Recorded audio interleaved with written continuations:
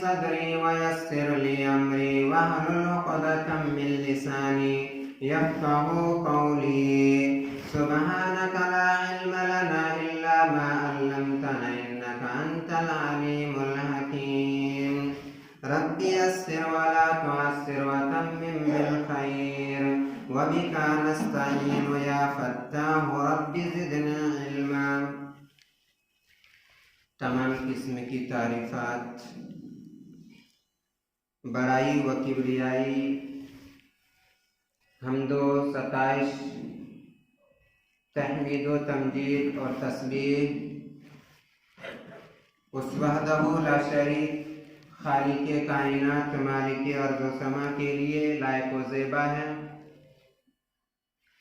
जिन्होंने हम सबों को और इस दुनिया में बसने वाले बेशुमार मखलूक़ात को पैदा फरमाया। बादहू दरूद व सलाम नाजिल हो इस दुनिया फ़ानी के अंदर भेजे गए तमाम अम्बिया व रसूल पर बिलउमूम और बिलखुसूस सय्यदुल अम्बिया ख़ातमुन नबिय्यीन इमामुल अम्बिया जनाब मुहम्मद रसूलुल्लाह सल्लल्लाहु अलैहि वसल्लम पर। हाज़िरीन जुमा, बुजुर्गों व दोस्तों, प्यारे बच्चों व इस्लामी माएँ व बहनें, दुनिया के हर मजहब व मिल्लत की तालीमात का ये मंशा रहा है कि उसके मानने वाले अमन व सलामती और सुकून और राहत के साथ रहें, ताकि इंसानी तरक्की के वसाइल को सही समत में रखकर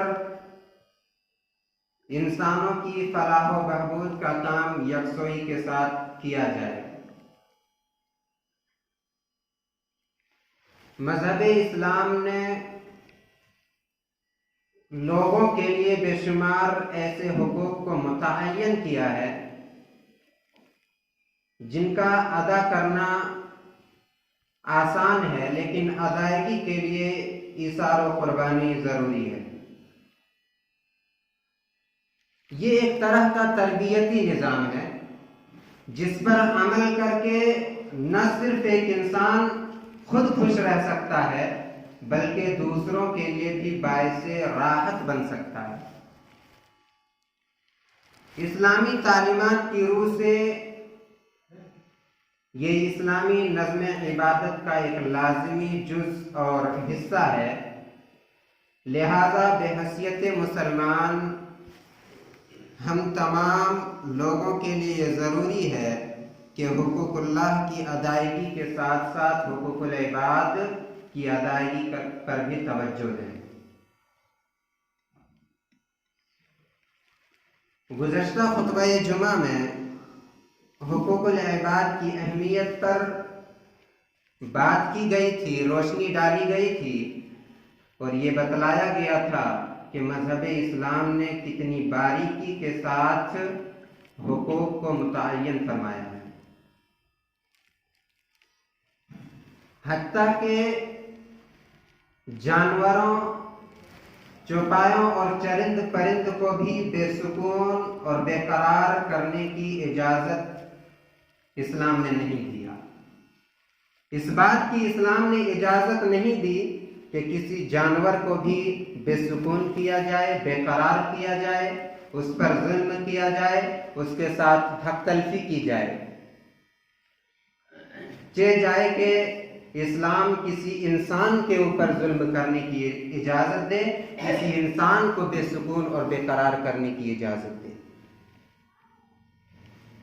हज़रत अब्दुल्लाह इब्न मसऊद रज़ियल्लाहु ताला अन्हु बयान करते हैं, कुन्ना मअ रसूलिल्लाहि सल्लल्लाहु अलैहि वसल्लम फी सफ़रिन, हम लोग अल्लाह के रसूल सल्लल्लाहु अलैहि वसल्लम के साथ एक सफ़र में थे।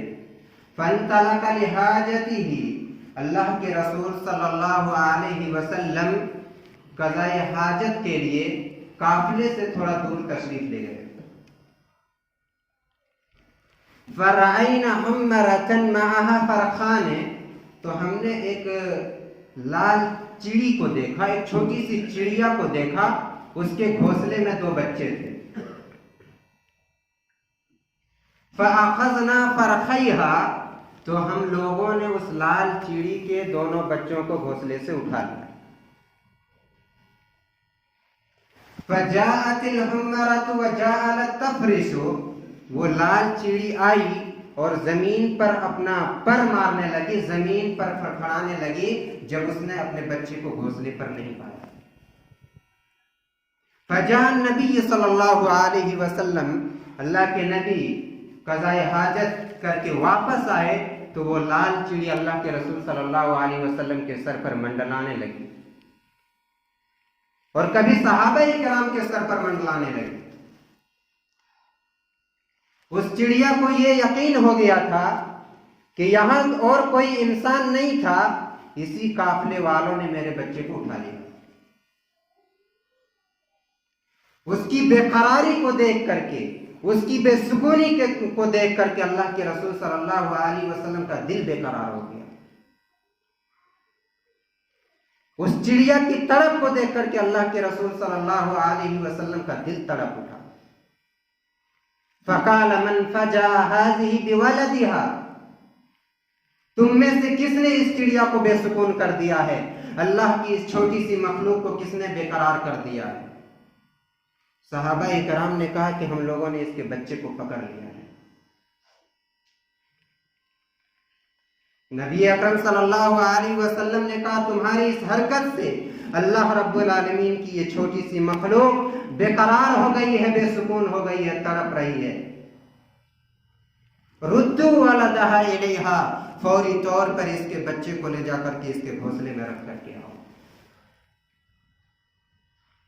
तो ये इस्लाम की तालीमात हैं कि एक छोटी सी मखलूक के साथ भी मजहब इस्लाम ने जुल्म करने की इजाजत नहीं दी, उसके साथ भी हुस्न मुआशरत और हुस्न अखलाक से पेश आने का हुक्म दिया गया। वरआ करियता नमलिन, फिर थोड़ी देर के बाद अल्लाह के रसूल सल्लल्लाहु अलैहि वसल्लम ने चींटियों के एक मस्कन को देखा, चींटियों की एक बस्ती को देखा। कद हर्रकनाहा, सहाबा इकराम कहते हैं कि जिन चींटियों के हमने जला दिया था। ये देख करके अल्लाह के रसूल सल्लल्लाहु अलैहि वसल्लम ने कहा, मन हर्रक हाज़िही, अल्लाह की इस मखलूक को किसने आग के जरिए से जला दिया है? कुलना नहनु या रसूल अल्लाह, सहाबा इकराम कहते हैं हमने या अल्लाह के रसूल। अल्लाह के रसूल कहते हैं, इन्नहु ला यंबगी अन युअज़्ज़िबा बिन्नार, इन्नहु ला यंबगी अन युअज़्ज़िबा बिन्नारी इल्ला रब्बुन नार, किसी इंसान के लिए जायज नहीं है, ये दुरुस्त नहीं है कि वो अल्लाह की किसी मखलूक को आग के जरिए से अजाब दे।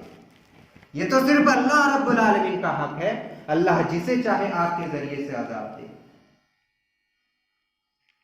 अल्लाह की वो मखलूक चींटी, बाद चींटियां इंसान को तकलीफ पहुंचा देती हैं, मूजी होती हैं, मुजिर होती हैं, मारने की इजाजत तो शरीयत ने दी है, लेकिन हद से ज्यादा तकलीफ में मुब्तला करने की इजाजत नहीं दी। उसके साथ भी हुस्न मुआशरत और हुस्न सुलूक का हुक्म दिया कि तुम तकलीफ देने वाले जानवरों को मार तो सकते हो, लेकिन हद से ज्यादा तकलीफ में मुब्तला ना करो। यही वजह कि अल्लाह के रसूल ने मना फरमा दिया कि आग के जरिए से किसी चीज को हलाक करना यह अल्लाह रब्बुल आलमीन के अलावा किसी के लिए जायज और दुरुस्त नहीं। जब किसी जानवर के साथ हुस्न सुलूक और हुस्न मुआशरत का यह हुक्म शरीयत के अंदर मौजूद है, ये तालीमात मौजूद हैं, तो क्या ये इस्लाम किसी इंसान के साथ जुल्म करने की इजाजत दे सकता है? क्या ये इस्लाम की तालीमात हो सकती हैं कि किसी इंसान को बेसुकून कर दिया जाए, बेकरार कर दिया जाए, उसके हक में हक तलफी की जाए? इस बात की इजाजत शरीयत ने नहीं दी है, चाहे आप किसी को अपनी जुबान के जरिए से तकलीफ पहुंचाएं या अपने हाथ के जरिए से तकलीफ पहुंचाएं। हजरत अबू हुरैरा रज़ियल्लाहु ताला अन्हु बयान करते हैं, क़ीला लिन्नबी सल्लल्लाहु अलैहि वसल्लम इन्ना फुलानता तक़ूमुल लैल व तसूमुन नहार व तफ़अलु व तसद्दक़ु।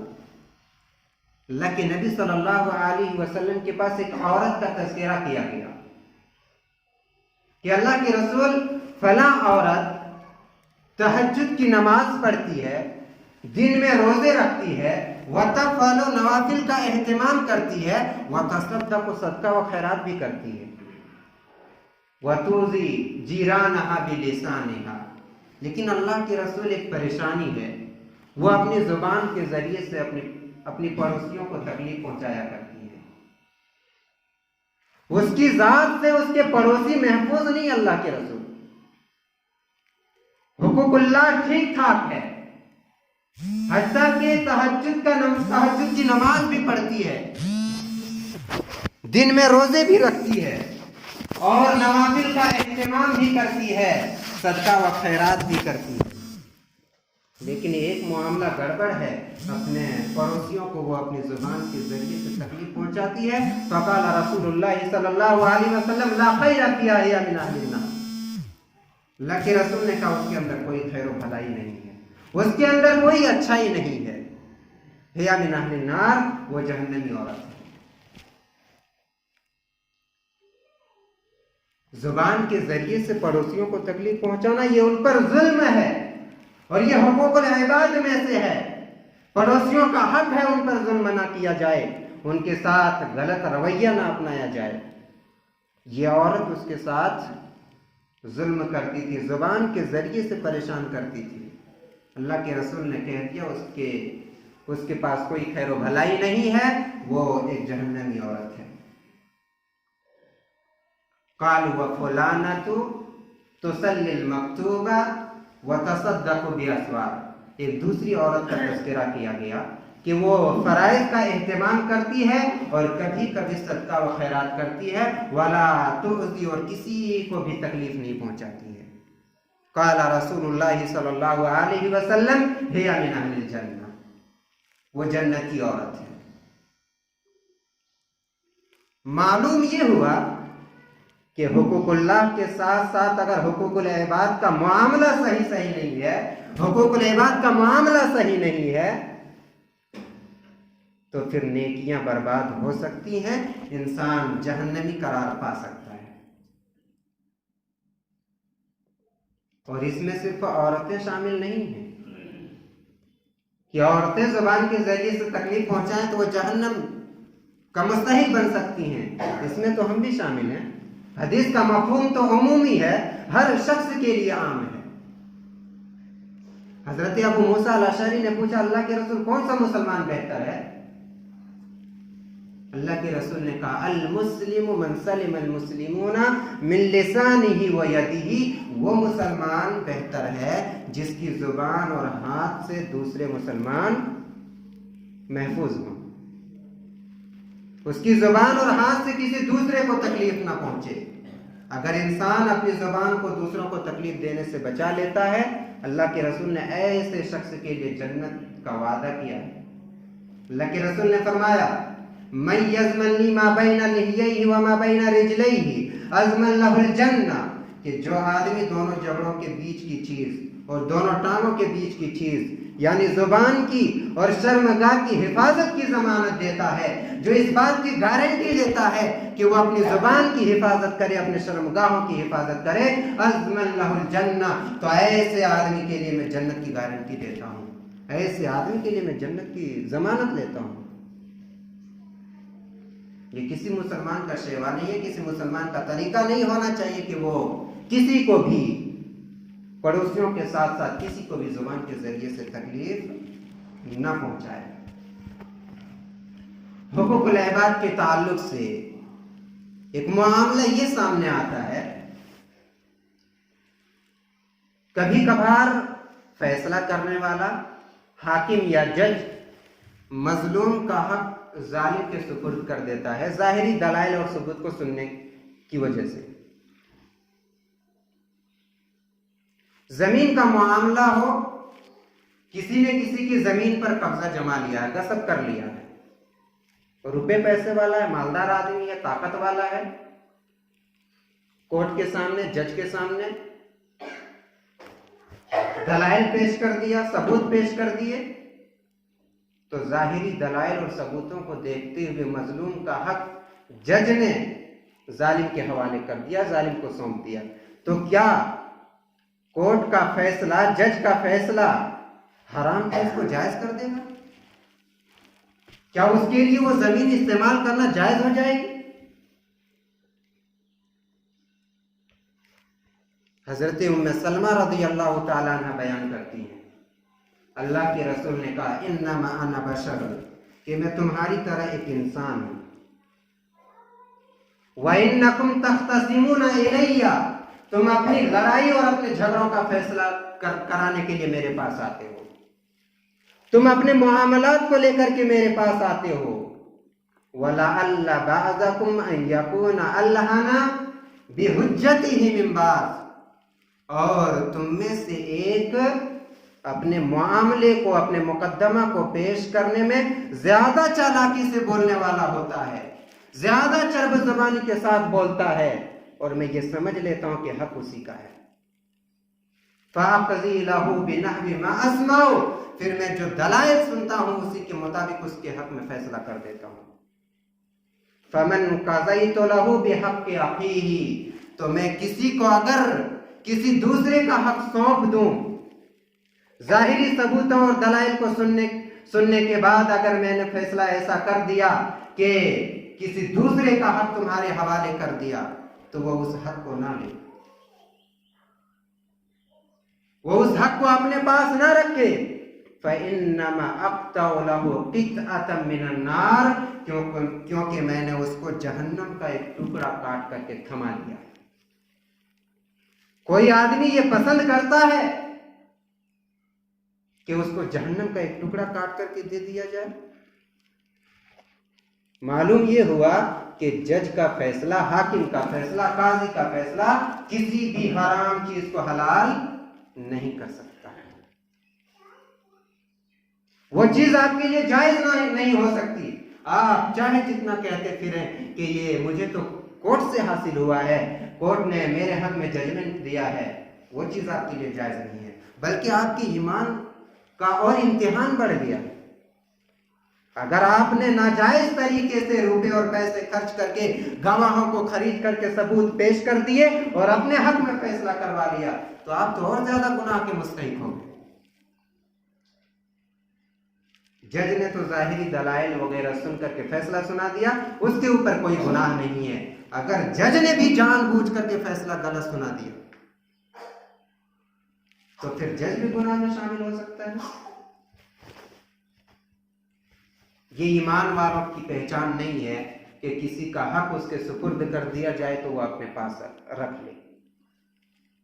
काजी शोरह ने हाकिम वक्त, खलीफा वक्त हजरत अली रज़ी अल्लाह ताला अन्हु के खिलाफ एक यहूदी के हक में फैसला सुना दिया, और उस यहूदी के दिल ने गवारा ना किया कि हजरत अली का हक अपने पास रखना, वापस कर दिया।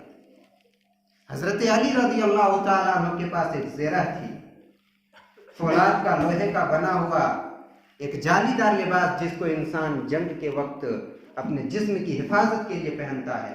वो ज़ेरा हजरत अली रज़ी अल्लाह ताला अन्हु से खो गई। कुछ दिन के बाद वो ज़ेरा एक यहूदी के पास नजर आती है। हजरत अली जब उस ज़ेरा को देखते हैं तो कहते हैं, यहूदी ये ज़ेरा तो मेरी है, ये मुझसे खो गई थी। यहूदी कहने लग जाता है कि ये ज़ेरा मेरी है, ये मेरी मिल्कियत है, आप क्यों कर इस पर दावा पेश कर सकते हैं? हजरत अली ने कहा, अल्लाह की कसम झूठ नहीं बोल रहा, ये मेरी ज़ेरा है। वो यहूदी कहता है, तो फिर चलते हैं मुकद्दमा को लेकर के किसी मुसलमान काजी के पास। उस वक्त मुसलमानों के दरमियान इंसाफ का इतना बोलबाला हो चुका था कि गैर मुस्लिमों को भी ये यकीन हो चुका था कि मुसलमानों की अदालत से कभी भी गलत फैसले नहीं आ सकते। वो यहूदी कहता है कि चले किसी मुस्लिम काजी के पास। हजरत अली और वो यहूदी जाते हैं काजी शोरह के पास। मजलिस कज़ा में बैठे रहते हैं काजी शोरह, हजरत अली को देख करके खड़े हो जाते हैं। हजरत अली कहते हैं कि बैठ जाइए, एक मामले के फैसले के लिए हम लोग आपके पास आए हैं। हजरत अली मुकद्दमा पेश करते हैं कि ये ज़ेरा जो इस यहूदी के पास है, ये मेरी ज़ेरा थी, कुछ दिन पहले मुझसे गायब हो गई थी, अब इस यहूदी के पास है और ये यहूदी देने से इनकार कर रहा है। काजी शोराई पूछते हैं यहूदी से कि तुम्हें कुछ कहना है? यहूदी कहता है कि ये मेरी मिल्कियत में है, ये मेरी ज़ेरा है, दावा हजरत अली ने पेश किया है, लिहाजा हजरत अली दलील पेश करें, सबूत पेश करें।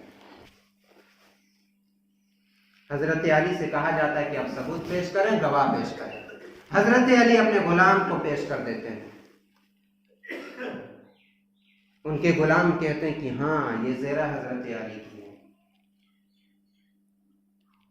हजरत अली की ये गवाही, हजरत अली के गुलाम जब ये गवाही देते हैं तो फिर कबूल कर लेते हैं। उसके बाद काजी शोरे कहते हैं दूसरा गवाह भी पेश करो। हजरत अली अपने दोनों बेटे हसन और हुसैन को गवाह में पेश कर देते हैं। काजी शोरे कहते हैं कि बाप के हक में बेटे की गवाही मकबूल नहीं। यह फैसले का उसूल नहीं है कि बाप के हक में बेटों की गवाही कबूल कर ली जाए। तो हजरत अली कहने लगते हैं कि मैंने उमर बिन फारूक रज़ी अल्लाह ताला अन्हु को ये फरमाते हुए सुना कि अल्लाह के रसूल सल्लल्लाहु अलैहि वसल्लम ने कहा, इन्नल हसन वल हुसैन सय्यदा शबाब अहलिल जन्नह, कि हसन और हुसैन नौजवानान अहले जन्नत के सरदार हैं और इन दोनों की गवाही को आप ठुकरा रहे हैं। काजी शोराई कहते बात तो हक है, बात सही है, ये दोनों नौजवान जन्नत में नौजवानों के सरदार बनने वाले हैं, लेकिन ये फैसले का उसूल नहीं है। मैं बाप के हक में बेटों की गवाही को कबूल नहीं कर सकता, गवाही को रद्द कर देते हैं। काजी शोराई अपने हाथों से उस ज़ेरा को देखते हैं, अपनी आंख से देखने के बाद कहते हैं अल्लाह की कसम, ये ज़ेरा हजरत अली ही की है। लेकिन काजी बजाते खुद किसी का गवाह नहीं बन सकता। फैसला हजरत अली के खिलाफ उस यहूदी के हक में सुना दिया और ज़ेरा उसके हवाले कर दिया। यह फैसला देखने के बाद, यह फैसला सुनने के बाद वो यहूदी हक्का बक्का रह जाता, हैरान हो जाता है कि मुसलमान काजी मुसलमानों का और जिसका मुकद्दमा है वो मुसलमानों का अमीर है, मुसलमानों का खलीफा है, और काजी को भी इस बात की यकीन है कि ज़ेरा हजरत अली की है, जन्नत में नौजवानों के सरदार बनने वाली गवाही दे रहे हैं। लेकिन चूंकि फैसले के खिलाफ, फैसले के उसूल के खिलाफ ये बात थी, लिहाजा फैसला मेरे हक में दे दिया गया। उस यहूदी के दिल ने ये गवारा ना किया कि हजरत अली का हक अपने पास रख लें। फौरी तौर पर उसने कहा कि ये ज़ेरा हजरत अली ही की है, मैं इसको अपने पास नहीं रख सकता। वो ज़ेरा हजरत अली के हवाले कर दी उसने। उसके बाद मुसलमानों का ये इंसाफ देख करके, ये फैसला देख करके फौरी तौर पर कलीमे शहादत पढ़ करके मुसलमान हुए। हजरत अली दोबारा वो ज़ेरा लेकर के आते हैं, उस यहूदी जो अब मुसलमान हो चुका है उसके हवाले कर देते हैं और अपना घोड़ा भी उसके हवाले कर देते हैं। तो ये मुसलमानों का इंसाफ था, ये उन लोगों की इस्लामी तालीमात पर अमल करना था कि इस्लाम का बोलबाला हो चुका था।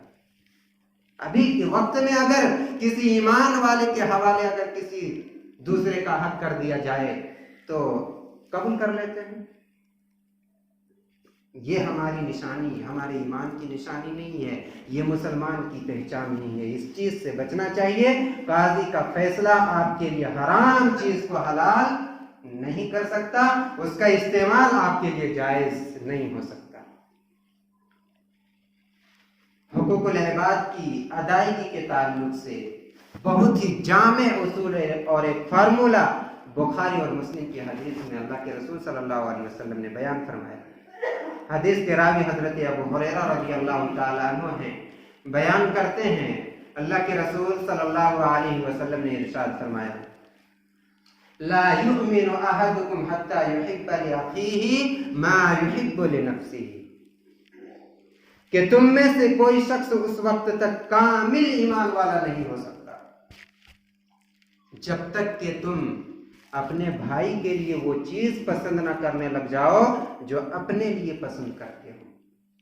आप अपने लिए क्या पसंद करते हैं, दूसरे के लिए वही चीज पसंद करिए। आप चाहते हैं कि लोग आपकी इज्जत करें, तो आपके लिए भी जरूरी है कि आप लोगों की इज्जत करें। आप ये चाहते हैं कि लोग आपको सलाम करें, आपको पूछें, तो आपके ऊपर भी ये जरूरी है कि आप दूसरों को सलाम करें, उसको पूछें। आप अपने लिए पसंद करते हैं कि लोग आपको बुरा भला ना कहें, आपके साथ गाली गलौज ना करें, तो आपके लिए भी ये जरूरी है कि आप दूसरों को बुरा भला ना कहें और दूसरों को गाली गलौज ना करें। आप अपने लिए चाहते हैं कि अमन सुकून के साथ रहें, तो आपके लिए ये जरूरी है कि दूसरे के सुकून को हराम ना करें, दूसरे का जीना हराम ना करें। कितनी प्यारी हदीस है, अल्लाह की कसम, अगर इस एक हदीस पर मामलात के ताल्लुक से, हुकूकुल इबाद के ताल्लुक से दुनिया के सारे मुसलमान अमल कर लें, तो सारे इख्तिलाफात, सारे झगड़े, तमाम किस्म के शिकवे शिकायत गिले, हर चीज खत्म हो जाएगी, हर इख्तिलाफ खत्म हो जाएगा। इस एक हदीस पर अमल कर लिया जाए कि जो तुम अपने लिए पसंद करते हो वही चीज दूसरे के लिए पसंद करो। शोहर अपने लिए क्या चाहता है वही चीज अपनी बीवी के लिए पसंद करे। एक सास अपने लिए क्या चाहती है वो अपनी बहू के लिए पसंद करे। एक बाप अपने लिए क्या पसंद करता है अपनी औलाद के लिए वो चीज पसंद करे। यह हदीस का मफहूम है। आप किसी के यहाँ लड़की देखने जाएं, किसी के यहाँ रिश्ते के लिए जाएं, किसी की बच्ची का हाथ मांगने जाएं, तो थोड़ी देर के लिए अपने आप को उसकी जगह में रख करके सोचें कि अगर आपकी बच्ची होती और उनका बच्चा होता तो आप अपने लिए कौन सा रवैया पसंद करते। आप अपनी जुबान को कैंची की तरह ना चलाने लग जाइए कि ये लड़की मेरे घर के मेयार के मुताबिक नहीं है, ये घराना मेरे मेयार के मुताबिक नहीं है। जाने से पहले आप मालूम कर लीजिए कि वो घराना आपके मेयार के मुताबिक था या नहीं। कैंची की तरह जुबान चला देते हैं, किसी की बेटी को डिप्रेशन का शिकार बना देते हैं। ये मुसलमान है? ये कौन सी मेयार है? ये तो इस्लाम की तालीमात नहीं, ये चीज इस्लाम में आई कहां से? और अल्लाह जाने मेयार की बुनियाद कौन सी चीज है उसके नजदीक। ये बहुत बड़ी वजह है, बहुत बड़ा सबब है शादियों में देरी होने की, लेट होने का। ये बहुत बड़ा सबब है। मेयार की बात आई है तो और एक चीज की तरफ इशारा कर दूं। मुस्लिम माशरे और मुस्लिम समाज इतने आगे बढ़ चुके हैं, अगर किसी के यहाँ लड़की ज्यादा पढ़ी लिखी हो गई, ज्यादा तालीम याफ्ता हो गई, तो फिर अपनी बेटी को उससे कम पढ़े लिखे लड़के से निकाह नहीं करते। हत्ता कि लड़की भी मुनकिर हो जाती, लड़की भी इनकार कर देती है कि वो लड़का कहाँ मेरे मेयार के मुताबिक है, वो तो मुझसे भी कम तालीम याफ्ता है, उसका एजुकेशन मेरे एजुकेशन के मुकाबले में कहाँ है। ये मेयार, ये हमने शरीयत में इसकी जगह कोई जगह नहीं थी। इस चीज को हमने अपने से अपना लिया है और शादी ब्याह और निकाह को आसान से मुश्किल बना दिया। ये मौजू से मुतालिक नहीं है, सिर्फ एक वाकया बतला देता हूं जिससे आप अंदाजा लगाइए, फैसला करिए कि मेयार की बुनियाद क्या चीज होनी चाहिए। सईद बिन मुसय्यिब किबार ताबईन में से हैं, बहुत बड़े आलिम हैं, सहाबा किराम की मौजूदगी में ये फतवा देते थे। अभी सहाबा किराम बाहयात हैं, जिंदा हैं वो लोग, लेकिन इनका इल्म इतना ज्यादा है कि सहाबा किराम की मौजूदगी में फतवा दे रहे हैं। इनकी एक बेटी थी, हुस्न जमाल और इल्म फल में यकता थी, खूबसूरती और इल्म के मुकाबले में कोई इसके मुकाबिल नहीं थी। एक दिन हाकिम में वक्त अपने लड़के से निकाह के लिए पैगाम भेजता है कि तुम अपनी बेटी का निकाह मेरे बेटे के साथ कर दो। सईद बिन मुसय्यिब रिश्ते को ठुकरा देते हैं। क्या ये रिश्ता मेयार के मुताबिक नहीं था? हाकिम वक्त का बेटा है, मालो असबाब की तो कमी नहीं है, ये रिश्ता आइन मेयार के मुताबिक था, लेकिन फिर भी ठुकरा दिया। शायद उनके नजदीक मेयार की बुनियाद कोई दूसरी चीज रही हो। इसी दरमियान, इसी असना में उनका एक शागिर्द कसीर बिन अबी वदाआ 2-3 दिन पढ़ने के लिए नहीं आए, दर्स में शामिल नहीं हुए। तो पूछा, बेटे 2-3 दिन तुम दर्स में नहीं आए, पढ़ने के लिए नहीं आए, मामला ठीक ठाक तो है? क्या सबब है, क्या वजह है तुम 2-3 दिन तक दर्स से गायब रहे? तो उसने कहा कि मेरी बीवी का इंतकाल हो गया था, जिसके सबब मैं दर्स में हाजिर ना हो सका, मजलिस में नहीं आ सका। अपनी बेटी को बुलाते हैं सईद बिन मुसय्यिब और उनके साथ निकाह कर देते हैं। गरीब तालिब इल्म है, हाकिम वक्त के बेटे की दौलत के मुकाबले में इसकी दौलत कहाँ हाकिम वक्त का महल और कहाँ ये गरीब घराना अपनी बेटी को बुला करके इनके साथ निकाह कर देते हैं और खुद जा करके उसके घर अपनी बेटी को छोड़ाते हैं। अगले दिन जब कसीर बिन अबी वदा सुबह सवेरे तैयार होकर के जाने लगते हैं, उनकी बीवी पूछती हैं कि मेरे सरदार कहाँ का इरादा है, कहाँ जा रहे हैं? वो कहने लग जाते हैं कि मैं इल्म हासिल करने के लिए अपने उस्ताद के पास जा रहा हूँ, अपने ससुर के पास जा रहा हूँ। तो उनकी बीवी कहती है कि अब जो इल्म मेरे वालिद मोहतरम से हासिल करने वाले हैं वो सारा का सारा इल्म मैं घर ही में आपको सिखा दूंगी। अंदाजा लगाइए कितना इल्म उस लड़की के पास रहा होगा। हमारे मुआशरे में लड़कियां थोड़ी ज्यादा पढ़ी लिखी लग गई तो लड़का उसके मेयार का नहीं मिल रहा है, लड़की घर में बुढ़ी हो रही है, लड़का अपने घर में बुढ़ा हो रहा है। तो ये तो माहौल बना हुआ है। अंदाजा लगाइए उस लड़की के इल्म का। सईद इब्न मुसय्यिब इतने बड़े आलिम हैं, सहाबा इकराम की मौजूदगी में फतवा दे रहे हैं और उनकी बेटी कह रही है कि मेरे बाप के पास जितना इल्म है उतना इल्म मैं आपको घर ही में सिखा दूंगी। उस लड़की ने कभी ये नहीं कहा कि ये लड़का मेरे मेयार का मुताबिक नहीं है, इसका इल्म मुझसे कम है, ऐसा कुछ नहीं। ये भी ना कहा कि घराना तो हाकिम वक्त के महल से थोड़ा छोटा है, ऐसा कुछ नहीं। आप अंदाजा लगा लीजिए, फैसला कर लीजिए। ये मौजू से ताल्लुक नहीं था, बात आ गई तो मैंने बता दी। हुकूकुल इबाद की अदायगी के ताल्लुक से बहुत ही जामे उसूल अल्लाह के रसूल सल्लल्लाहु अलैहि वसल्लम ने बयान फरमा दी है कि जो कुछ तुम अपने लिए पसंद करते हो वही चीज़ दूसरों के लिए पसंद करना। अगर इस एक हदीस पर अमल कर लिया गया तो फिर सारे झगड़े, सारे शिकवे, शिकायतें, गिले, सब चीज़ खत्म हो जाएंगी। बस इस एक हदीस पर हुकूकुल इबाद के ताल्लुक से अमल कर लिया जाए तो। आखिर में अल्लाह रब्बुल आलमीन से दुआ है कि अल्लाह ताला हम सबों को हुकूकुल्लाह की अदायगी के साथ हुकूकुल इबाद की अदायगी की तौफीक दे। अल्लाह रब्बुल आलमीन से दुआ है कि या इलाहुल आलमीन हम में से जो शख्स बीमार है तो उनको शिफा कामिला व आजिला अता फरमा। या रब्बुल आलमीन हम में से जो मकरूज है तो तू उनके कर्ज की अदायगी में मदद फरमा। या रब्बुल आलमीन जिनका कारोबार ठप है तो उनको रोजी रोटी कमाने में मदद कर। या इलाहुल आलमीन तू हमें जब तक इस दुनिया में जिंदा रख, हालत ईमान में जिंदा रख, और जब जाने का वक्त हो तो खात्मा बिल खैर हो। आमीन। तकब्बल या रब्बल आलमीन। बारकल्लाहु लना व लकुम फिल कुरानिल अज़ीम व रफ़अना व इय्याकुम बिल आयाति व ज़िक्रिल हकीम इन्नहु तआला जवादुल करीम।